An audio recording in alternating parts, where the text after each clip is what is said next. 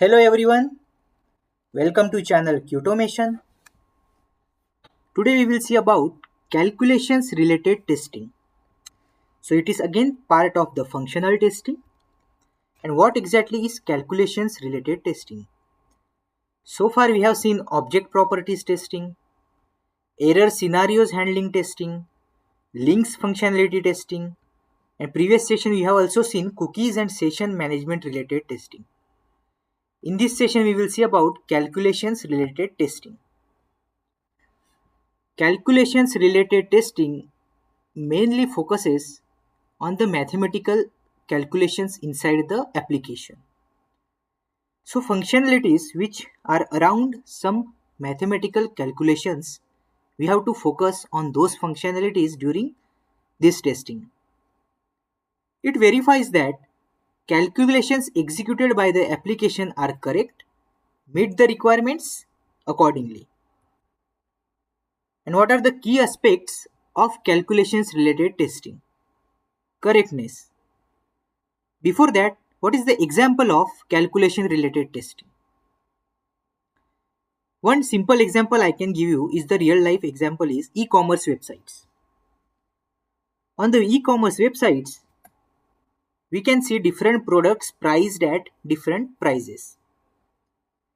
Whenever we select the product as per the quantity and the price, that formula basically if you select there is a product which is available at $10. If I select one product, then my cart value should be $10. If I select two products, my cart value will become $20.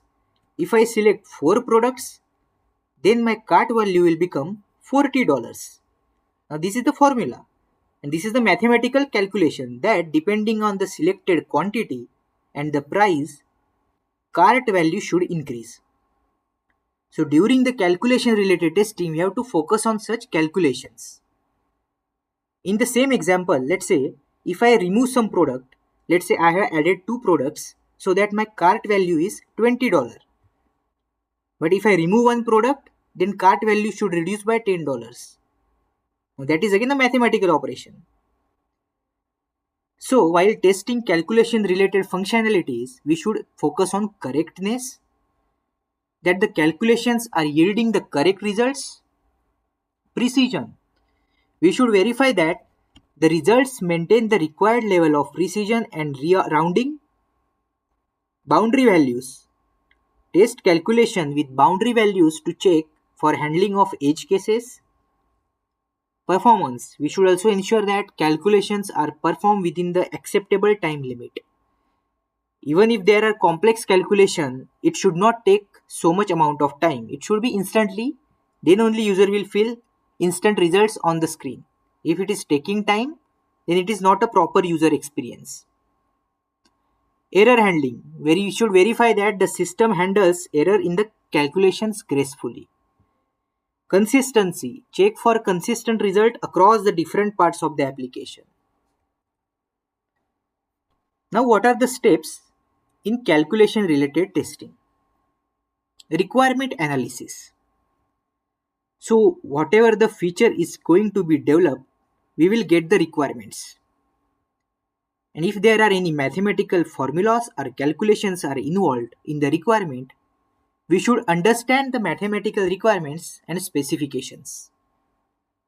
We should identify all the calculations that the application must perform. After that, we have to design the test cases. We can design the positive test cases with the standard typical inputs, which are normally performed by most of the users when application goes live. Negative test cases. Now system can behave on the invalid inputs as well. End user if includes invalid inputs, then you have to verify how the system is going to behave for such invalid inputs. Boundary test cases. So we have to test the boundary values and edge cases. We can also verify the complex calculations and combinations of operations. After that, we have to prepare the test data accordingly. We should create input data that cover all the possible scenarios, including typical boundary conditions and invalid values. During execution, we should run the test cases. We should also record the results as well. So whatever calculation is giving the result, we should record those results.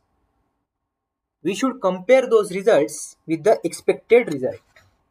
If the actual result and expected results are not matching, that means there is some discrepancy or error which is found during the testing. We should report it to developers.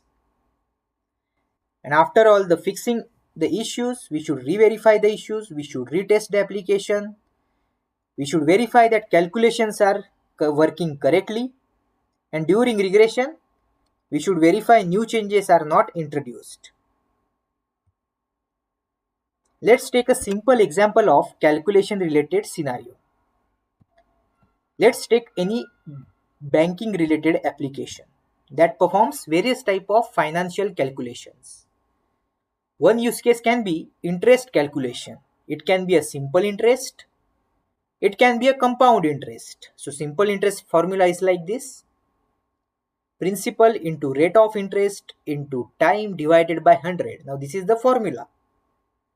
And if I want to test this formula, or if I want to test this feature, I have to perform the calculation related testing.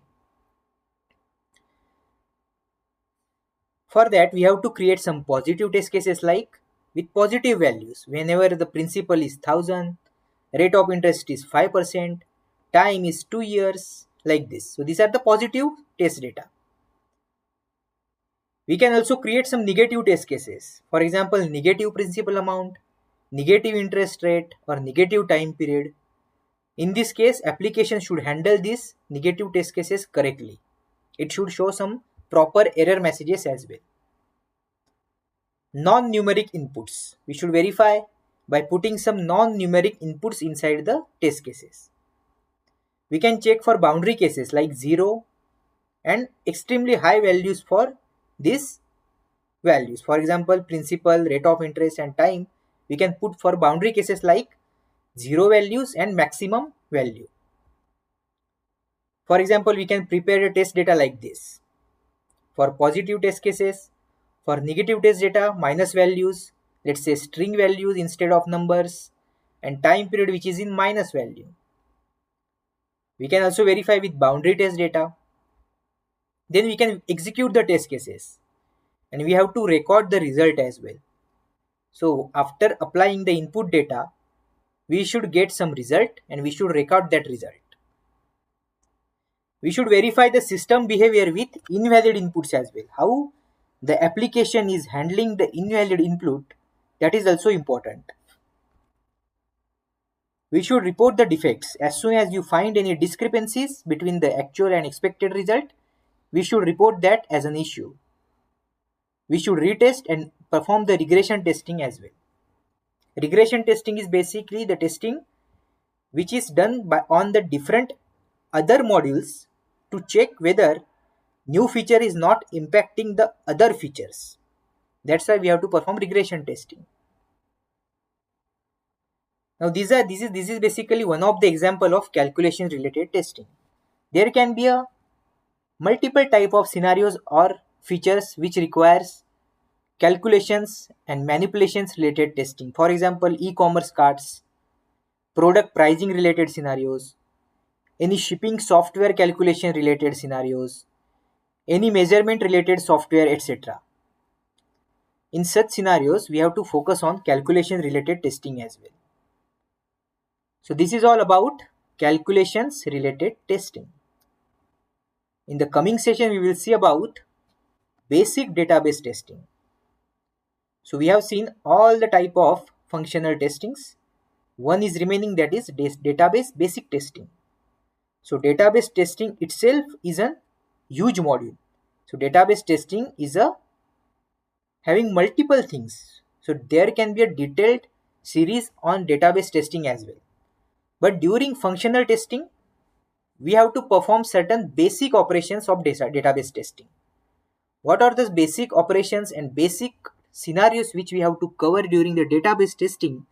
That we will see in coming session. Thank you for watching this video.